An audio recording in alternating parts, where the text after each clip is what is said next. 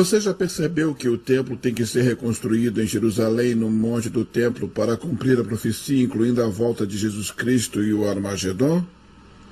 Quando Jesus vier, de acordo com Ezequiel 43, de 1 a 5, ele vai passar pela porta leste do templo, reconstruído, a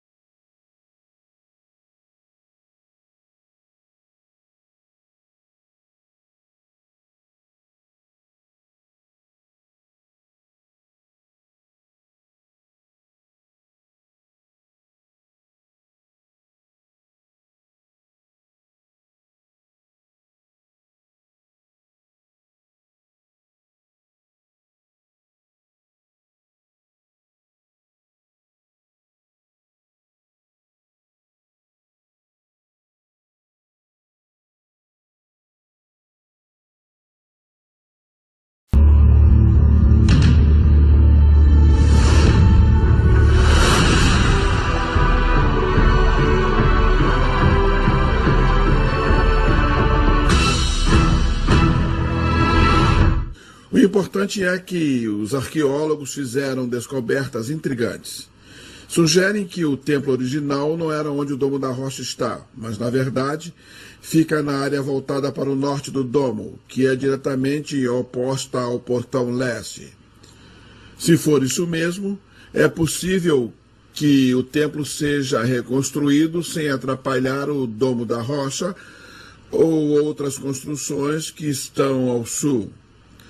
Sob a lei judaica, que é chamada de status quo, foi introduzida primeiro pelos turcos, depois mantida pelos ingleses, e os judeus obedecem a esta mesma lei. É impossível que um local religioso se transforme em outro local religioso. Se é muçulmano, deve permanecer muçulmano. Então, mesmo apesar de alguns estudiosos sugerirem que um míssil atingirá o Domo da Rocha ou ele será destruído por um terremoto e assim o templo poderá ser reconstruído, isso não é possível. Israel não aceitará isso por causa das suas leis e seus princípios. E, além disso, as nações do mundo também não aceitarão isso. O Domo da Rocha será reconstruído do jeito que está agora. Então deve haver uma outra solução. E eu acho que essa solução é encontrada em Apocalipse 11, 1 e 2. João é levado pelo anjo para o futuro. E ele viu o seguinte: o anjo disse, meça com a vara o templo, os adoradores e o altar. Mas não meça o pátio exterior, porque ele foi dado aos gentios por 42 meses. Eu acredito que o que João está dizendo para nós, há 2.000 anos atrás, que lado a lado com o belo Domo da Rocha, bem ao norte, a 150 metros de distância, estará a parede sul do templo reconstruído. E todos notarão que estão um do lado do outro. Somente o tempo nos dirá se isso acontecerá. Durante 2.000 anos, desde que o templo foi destruído, os judeus têm orado 3 vezes por dia, e a oração tem sido que o templo do Senhor seja reconstruído em nossos dias. Êxodo capítulo 25, versículo 8. É uma profecia e um mandamento de Deus. E farão um santuário e eu habitarei no meio deles. Isso foi dado em primeiro lugar para Moisés e foi cumprido no tabernáculo no deserto durante o Êxodo. Mas isso era apenas o começo. Quando 500 anos depois o rei Salomão, em obediência ao mandamento de Deus, e os materiais foram recolhidos pelo seu pai, o rei Davi, de acordo com a planta que a Bíblia diz em 2ª Crônica que foi dada ao rei Davi, o templo foi construído e é a construção mais bonita que o mundo já tinha visto. Coberto de ouro, esse templo tinha mais riqueza do que qualquer outra construção que já tinha sido feita. Esse templo foi construído, se tornou o centro da adoração. A Arca da Aliança foi levada para esse templo e colocada no Santo dos Santos. E os sacrifícios dos animais começaram no monte do templo. O que sabemos é que há várias profecias distintas de que haverá um templo reconstruído. A Bíblia nos diz em Miqueias 4, versículo 1, nos últimos dias acontecerá que o monte do templo do Senhor será estabelecido como principal entre os montes, e se elevará acima das colinas, e os povos a ele acorrerão. O monte do templo está no Monte Moriá, e apesar de não ser um grande monte, ele é um monte. E a Bíblia nos diz que as nações mandaram representantes para sempre, para o templo, no futuro. Esse templo deve ser reconstruído. Hoje há um grupo em Israel chamado os Fiéis do Templo do Monte que tem trabalhado nas áreas políticas e religiosas, criando condições para a construção de um novo templo. Apesar de receber muita oposição, simbolicamente eles levam uma pedra fundamental para o Templo do Monte uma vez por ano. A polícia sempre os impede, mas eles estão comprometidos em levar esta pedra fundamental de caminhão e estão comprometidos a reconstruir o templo quando Deus der o sinal. O Sinédrio é um grupo mais santo e importante em toda Israel. Lembre-se que nos dias de Jesus, o Sinédrio se reunia em um semicírculo ao lado do templo, no monte do templo. Sabemos que Nicodemos e José de Arimateia eram membros do Sinédrio. Esses 71 representantes legais judeus escolheram a lei e interpretaram a lei, e foram eles que julgaram Jesus naquele tempo. O Sinédrio finalmente deixou de existir por volta de 450 d.C. Sua última reunião foi em Tibério. E durante 1500 anos o Sinédrio não existiu, nenhum alto escalão da lei para os judeus. No entanto, sem o Sinédrio, eles não podem escolher as leis, não podem escolher as regras, a localização, e eles não podem dar instrução para o sacrifício de animais. Ele é necessário. Se o templo for reconstruído, o Sinédrio vai ser muito necessário. Em janeiro de 2005, um novo Sinédrio foi reunido. Primeiro eles se reuniram em Tibério no outono e depois em Jerusalém em janeiro de 2005. Eles escolheram um presidente temporário. 71 dos maiores rabinos de Israel se reuniram, inclusive o rabino-chefe de Israel, que foi o homem que soprou um chofar no muro ocidental em junho de 67, quando eles capturaram a cidade de Jerusalém e o monte do templo. Ele, como rabino, devotou 20 anos de sua vida para a fabricação de mais de 80 vasos necessários para o monte do templo, para a adoração. Todas essas coisas, como o menorá de ouro, o peitoral do sumo sacerdote, a mesa dos pães, que já foram feitos meticulosamente de acordo com as regras tanto da Bíblia assim como do Torá e do Mishnah, que descrevem a adoração judaica nos tempos antigos. Esses objetos que agora foram recriados tornam possível a decoração quando for possível reconstruir o templo. O Sinédrio se reuniu há alguns meses com o propósito de escolher a localização de onde o templo deve ser construído. Eles autorizaram um grupo de levitas para serem treinados em sacrifício de animais. Eles literalmente estão se aprontando para o cumprimento de uma profecia mais incrível da história. Estão preparando para a adoração. Eles já têm um registro de computador com mais de 3.000 Kohanins. São judeus cujo sobrenome é Cohen, os únicos judeus que podem provar o legado de sua tribo. São judeus da tribo de Levi. Muitos judeus têm tradições na tribo de Judá, de Naftali, de Dan, mas os únicos que podem comprovar são aqueles que se chamam Levi, ou dentro da tribo de Levi, tem o sobrenome com as variantes de Cohen ou Kohanim. Os Kohanim são os filhos de Arão. Eles estavam muito envolvidos com a adoração no templo, com a música e outras partes da adoração. Este registro de computador é dos Kohanim que estão dispostos a servir quando o templo for reconstruído. É um sinal muito encorajador. Um dos problemas em reconstruir o templo é que, de acordo com o rabino-chefe da Inglaterra, há 9 anos ele escreveu um comentário muito famoso no qual dizia: nós não podemos construir o templo de novo, não podemos voltar à adoração, porque um dos ingredientes-chave não existe mais. A tinta azul, que é descrita em Êxodo capítulo 30, que deve ser usada nos cordões do sumo sacerdote, não existe mais.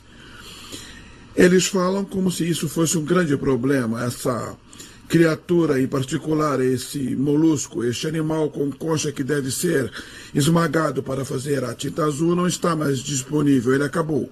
E aí ele disse: não podemos fazer mais. Mas há apenas 11 anos, mergulhadores israelenses encontraram no Mar Vermelho um molusco muito raro. E agora eles já criaram o suficiente deles para triturá-los e produzir essa fantástica tinta azul. Quando estive em Israel há muitos anos, no Instituto do Templo, onde são criados muitos dos vasos do templo, eles foram bons o bastante para me dar isso aqui. Esta linha em particular com a tinta azul é exatamente esse tipo de material que será usado nos cordões do sumo sacerdote. Agora existe e não há mais impedimento para a reconstrução do templo de adoração. Um dos outros ingredientes que faltam, está muito claro, é o óleo da unção. O óleo da unção é algo que é descrito em Êxodo capítulo 30. Deus mandou Moisés fazer com 5 ingredientes diferentes, um dos quais é a acácia. A acácia é um óleo incrivelmente rico e pesado. Era tão valioso, tão rico, que havia apenas 2 plantações, uma em Jericó e outra no Negueb, perto do Mar Vermelho, em que eram encontradas. Quando o exército romano chegou, eles destruíram tudo. Nós sabemos que Marco Antônio ficou tão impressionado com Cleópatra que ele deu a ela uma dessas plantações em Jericó, para que ela tivesse acesso a este incrível óleo. Mas com a destruição feita pelo exército romano e os defensores judeus das plantações, parece que seria impossível ter este óleo da unção. Por que o óleo da unção é necessário? Bom, em Daniel capítulo 9, versículo 24, uma das profecias mais importantes em toda a Bíblia. 70 semanas estão decretadas para o seu povo, para os judeus, e a sua santa cidade, isto é, Jerusalém, a fim de acabar com a transgressão, dar fim ao pecado, expiar as culpas, trazer justiça eterna, cumprir a visão e a profecia e ungir o Santíssimo. Quem é o Santíssimo? O Messias, Jesus o Santíssimo. Nós sabemos que, como o óleo está extinto, parece impossível que Jesus seja ungido com este óleo. Ele nunca foi ungido durante a sua vida na terra em sua primeira vinda. Este óleo é de 2000 anos atrás. Parece impossível reconstituí-lo de qualquer forma.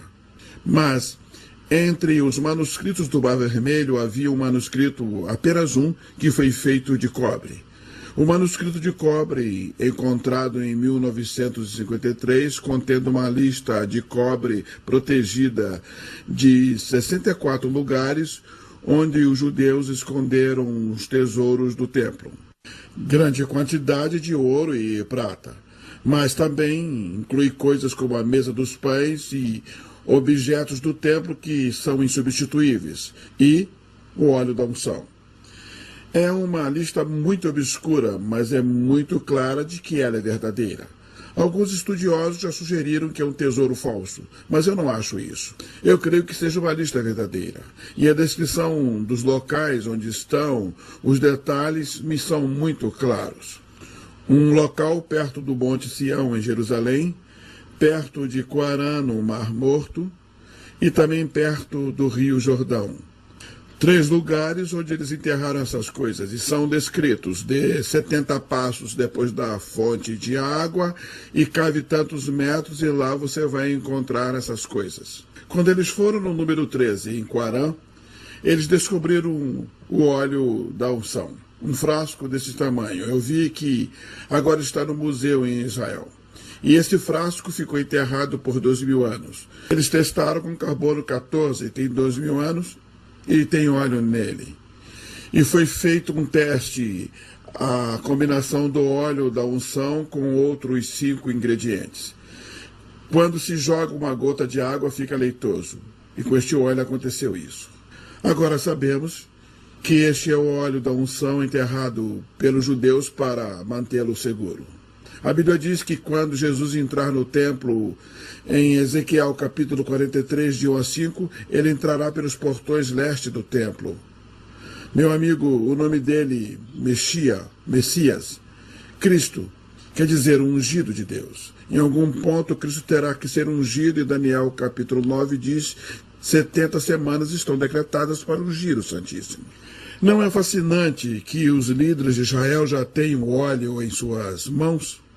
Agora é possível ungir o Santíssimo, Jesus, quando ele for ao templo para tomá-lo.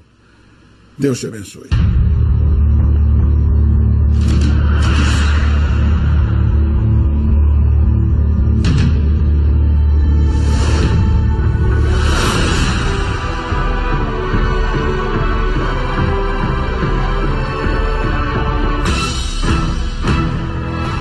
Eu espero que você fique tão fascinado quanto eu fiquei com a informação de que está vindo de Israel, de passos práticos que estão sendo dados para reconstruir o templo.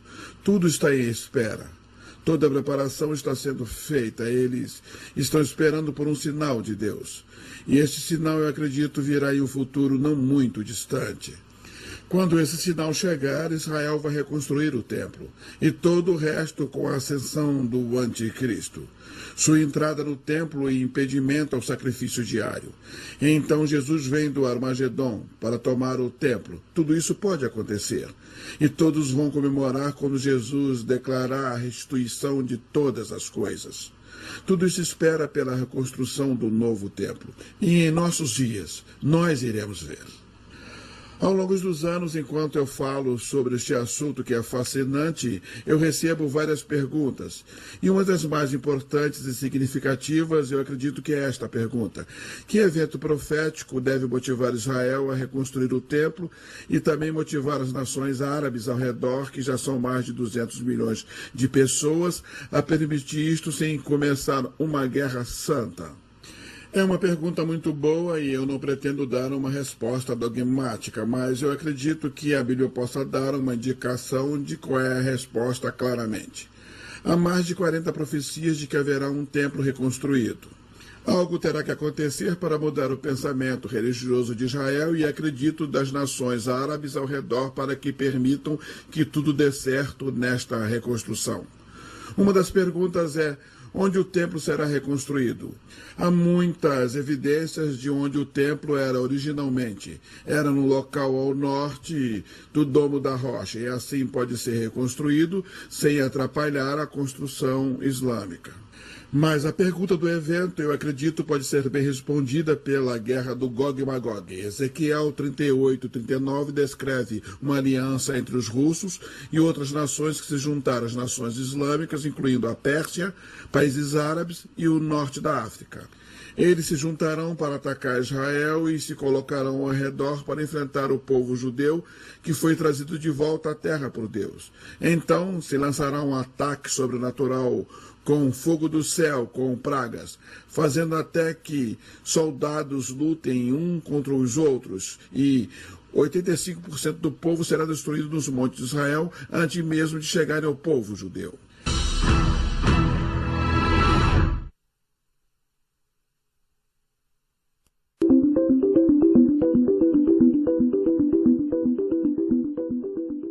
A noz é rica em ômega 3 e 6, vitaminas C e E, zinco e potássio.